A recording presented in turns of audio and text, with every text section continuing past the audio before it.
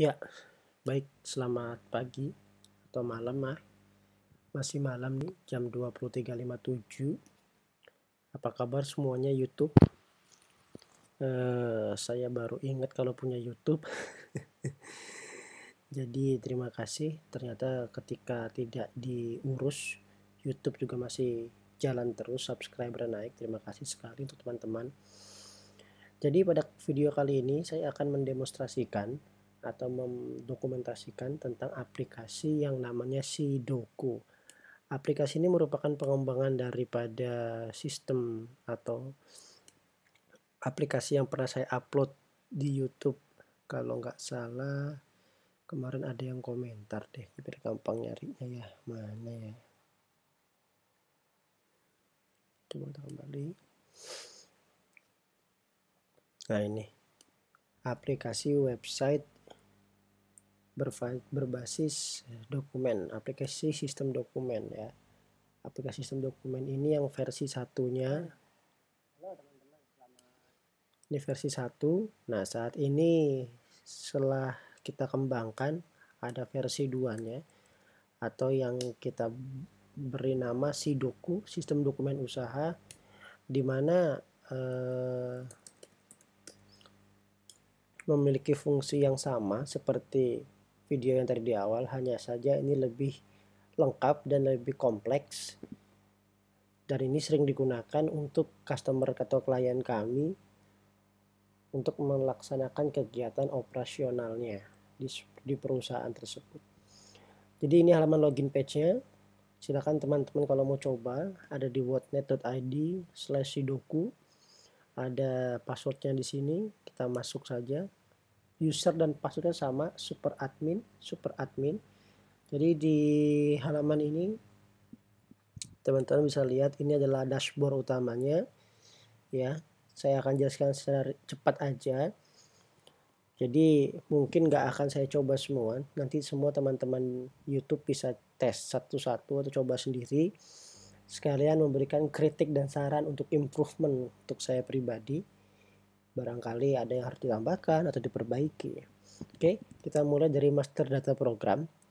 Master data program ini mencakup seluruh komponen yang akan digunakan sebagai jalannya aplikasi ini. Ya, pertama adalah master data user. Ini user yang kita buat, dan user di sini kita bisa buat level akses. Tenang aja, ada admin, ada direktur, ada accounting, ada finance, dan ada staff. Yang masing-masing level akses tersebut memiliki kapasitas atau jumlah akses yang berbeda-beda. Misalkan kalau admin, dia itu bisa buka semua fitur-fitur ini. Tapi kalau direktur, dia belum tentu bisa buka semua fitur-fitur ini. Gitu. Ya itu wajar lah, di sebuah aplikasi ada yang namanya jenjang akses ya. Oke, ada master data user, ada vendor atau supplier. Kita bisa tambahkan master data supplier di sini. Jika sudah terisi seperti ini bentuknya, bisa teman-teman coba sendiri. Jadi bisa kita tambahkan beberapa alamat sesuai dengan kondisi di lapangan. Bisa alamat kantor pusatnya, alamat gedung gudangnya, atau alamat factory-nya, atau alamat customer-nya, macam-macam. Lanjut, setelah kita punya vendor, kita punya pelanggan. Ya, customer kita sama isinya seperti data vendor tadi, kurang lebih seperti itu. Ada master data provider, teman-teman yang punya ekspedisi di luar perusahaannya, misalkan PT A tidak punya mobil truk, makanya dia pakai shipping dari PT lain, misalkan dari Siba Surya atau dari Indah Cargo, Indah Tracking, JNT Cargo, dan lain-lain. Vendornya bisa kita isi di sini. Nanti tabel provider ini akan muncul ketika kita membuat surat jalan atau delivery note-nya. Kita lanjut, ada master data rekening. Seperti biasa, tiap perusahaan punya rekening. Ini nanti akan muncul di menu invoice atau tagihan. Lalu ada jenis pekerjaan. Nanti ini akan muncul di data order. Kita akan memberikan jenis pekerjaannya itu apa sebagai identifikasi. Apakah pengadaan barang ataukah pengerjaan jenis jasa atau apa. Kebetulan yang akan saya demonstrasikan pada kali ini merupakan aplikasi yang digunakan oleh sebuah perusahaan yang bergerak dalam bidang reseller atau menjual kembali barang dari supplier. Jadi supplier customer memberikan order ke kita, ke perusahaan kita, lalu kita akan mencari barang tersebut dari vendor. Itu konsep dasarnya, seperti itu aplikasi yang saat ini berlangsung. Tapi jika teman-teman ingin aplikasi yang digunakan untuk perusahaan atau usaha teman yang lain, bisa, nanti kita bisa diskusikan, kita bisa bicarakan bagaimana fitur-fiturnya, apakah tetap mau pakai fitur seperti ini atau mau dengan fitur yang berbeda. Tentu saja nanti kita dapat bincang-bincang lagi di sesi tanya jawab atau diskusi meeting kecil kita. Kita lanjut ke data order. Data order ini merupakan suatu fitur utama atau head feature-nya di aplikasi ini. Jadi semua aplikasi dikontrol atau masternya adalah data order pekerjaan. Makanya di depan sini di home-nya ada data order, semua order selesai dan order baru. Di sini juga ada monitoringnya. Mengapa begitu? Jadi misalkan customer minta kita nih, balik lagi yang tadi di awal reseller, customer minta kita, Pak, saya mau barang dong. Contohnya saya mau sapu ijuk 1000 batang. Otomatis kita sebagai perusahaan reseller, kita harus mencari barang tersebut ke vendor. Kita tanya ke vendor, vendor ABC, tolong dong saya mau sapu ijuk 1000 batang. Lu orang punya nggak? Oh ya ada nih. Oh punya barang 1000 batang. Satu batangnya harganya 500 perak. Berarti kita sudah punya 3 modal, permintaan customer dan daftar price list dari harga vendornya. Nanti kita bisa tambahkan di sini. Kita tinggal bisa pilih pelanggannya siapa yang order, kita pilih vendornya juga nantinya. Jadi jika sudah selesai akan jadi seperti ini, dia akan menghitung secara otomatis ya. Jadi dasar utama aplikasi ini berjalan adalah kita punya data penawaran harga dari vendor, itu satu, dan tentu saja kalau sudah punya penawaran dari vendor berarti ada yang order. Nah yang order itu customer gitu ya. Jadi misalkan harga sapu ijuk tadi itu dari vendornya 6.500 dan di sini jadinya 8.000 perak. Jadi kita ada margin 1.500 untuk per item ya. Jadi bukan per itemnya di situ ada. Setelah data order ini selesai, atau kita demonstrasikan aja kali ya. Nggak usah deh ribet. Ntar teman-teman bisa cek sendiri aja. Ini saya sekedar buat dokumentasi aja kok. Ya. Itu data order. Data order selesai, kita akan buat penawaran harga ke customer. Tentu saja gitu kan. Kita sudah pegang harga dari vendornya, kita akan jual ke customer, kita akan buat penawarannya. Kita akan buat penawaran harga ke customernya. Barangnya saya contohkan buku sekolah anak. Ya. Sekian harganya, kita pakai PPN, nanti otomatis akan menghitung. Kalau ini PBBKB mungkin kalau di industri non minyak tidak akan digunakan. Ada ongkirnya juga dan grand total.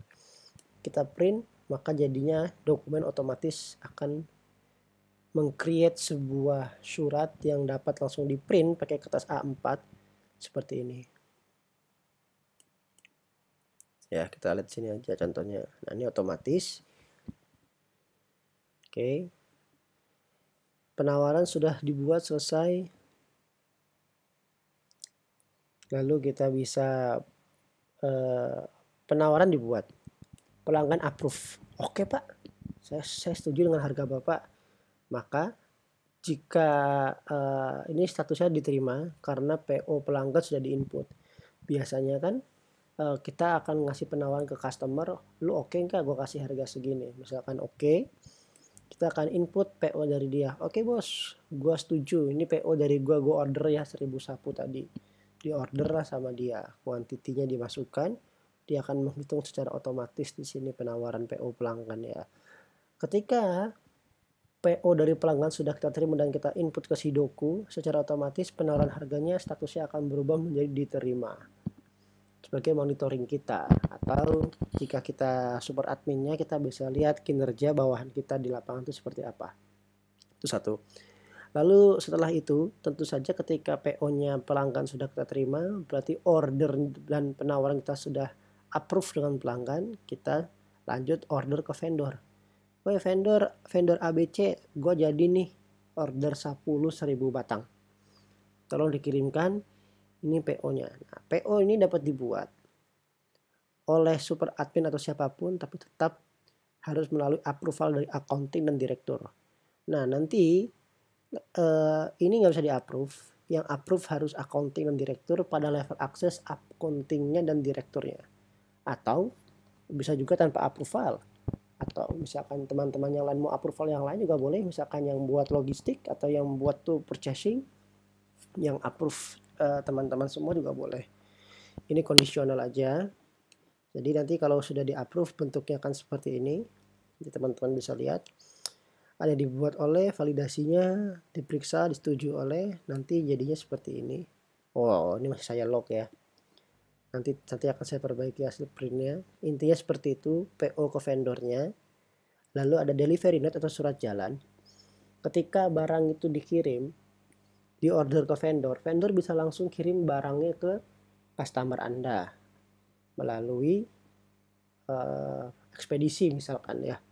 Maka butuh surat jalan. Nah, fitur surat jalan inilah yang akan digunakan sebagai identitas penagihan Anda. Ya, ini surat jalan. Biasalah surat jalan itu bentuknya ya kurang lebih begini surat jalan. Kita teman-teman coba saja, nanti ini otomatis. Driver segala macam, ini bisa di customize. Lalu ada invoice. Ini level terakhirnya. Jadi apabila barang sudah diterima oleh customer Anda, tentu Anda akan menagihnya. Ya, jumlah tagihan ini dan jumlah kuantitasnya ini berdasarkan surat jalan tadi. Jadi misalkan PO pelanggan 1000 batang dan yang dikirim hanya 500, maka yang ditagih hanya 500. Begitu. Nah, ini ada bank yang tadi kita input di awal. Kalau kita lihat invoice-nya cetakannya seperti ini, penagihannya. Ya. Nih, lalu nanti ada kwitansi, ini mungkin ya opsional lah, bisa digunakan bisa enggak. Biasanya kan di lapangan ada harga teman, harga sahabat, atau harga apa, ini bisa digunakan. Tanda terima ini fitur tambahan aja sebagai memo kalau kita nagih, ngasih faktur, ngasih apa, bahwa dokumen kita sudah diterima oleh customer kita. Gitu teman-teman. Jadi itulah review singkat aplikasi Sidoku ini. Jadi aplikasi Sidoku ini dapat digunakan untuk UMKM atau bahkan PT besar sekalipun. Jika ingin digabungkan dengan master stock tentu bisa, ingin digabungkan dengan inventory atau purchasing gudang spare part juga bisa. Mau digabungkan dengan proses produksi juga bisa, tentunya dengan harga yang bervariatif.